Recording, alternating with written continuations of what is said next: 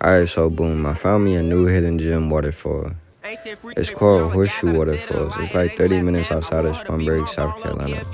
The views out here are amazing, I'm not gonna cap. I probably sat out here for like an hour 30, really just admiring the views. It has like 5 to 6 different trails you can walk. So I really advise you to bring some shoes you can slip on and off because it is a lot of walking and you will have to go through the water.